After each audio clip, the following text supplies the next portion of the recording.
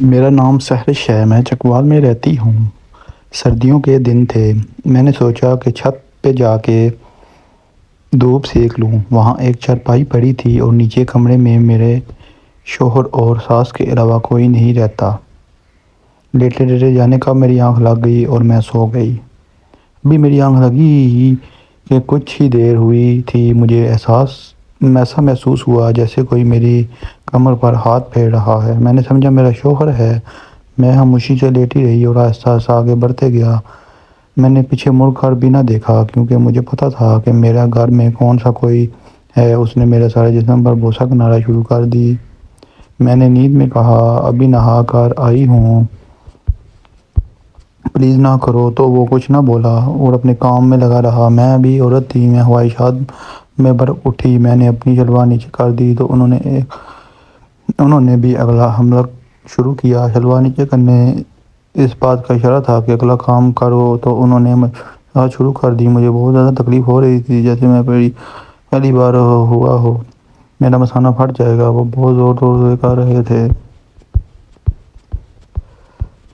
میں نے کہا، آرام سے کریں، آپ کو کیا ہو گیا ہے؟ تو خاموش رہا، اسی طرح لگے رہے۔ میں نے پھر خاموشی اختیار کی اور لیٹی رہی۔ اب ان کو تقریباً 2 گھنٹے ہو گئے تھے، اتنی دیر پہلے کبھی نہیں لگی تھی۔ میں لیٹی رہی، اس نے کچھ ہی منٹوں بعد وہ رک گیا۔ میں نے سوچا فری ہو گیا۔ میں نے سوچا کچھ دیر دھوپ میں لیٹ جاتی ہوں۔ میں تقریباً جب 10 منٹ بعد نیچے گئی تو میرا شوہر وہاں بھی سو رہا تھا۔ میں نے ان کو جگایا اور پوچھا، اتنی جلدی سو بھی گئے ہو؟ تو بولا، میں 2-3 گھنٹے سے یہیں ہوں، سو رہا ہوں۔ تم کہاں سے آئی ہو؟ میں نے کہا، مذاق کر رہے ہیں نا؟ تو وہ بولا، امی سے پوچھا لو۔ تو ساس نے بتایا کہ وہ سو ہی رہا تھا، مگر میرے ترنگ اڑ گئے۔ میں نے ان کا یقین نہیں کیا۔ اگلے دن میرا شوہر کام پر چلا گیا اور میں پھر ویسے ہی چھت پر دھوپ سیکنے کے لیے لیٹ گئی۔ تھوڑی دیر بعد پھر وہی عمل شروع ہو گیا۔ میں پریشان تھی کہ یہ کیا ہو رہا ہے۔ اس سے پہلے کہ باقی سب ہوتا میں سیدھی ہو گئی تو دیکھا کہ وہاں پر تو کوئی بھی نہیں تھا۔ میں نیچے گئی، جا کر اپنی ساس کو بتایا تو وہ بڑی بہو کتنی دفعہ کہا کہ دوپٹہ وغیرہ لے کر جایا کرو، کوئی اصحاب ہوگا۔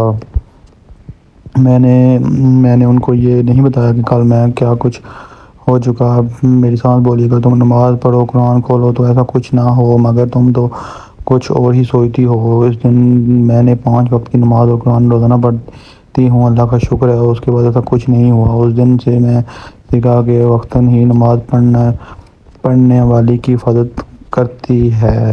ویڈیو دیکھنے کا بہت شکریہ۔ ہمارے چینل کو سبسکرائب کریں اور ویڈیو کو لائک کریں۔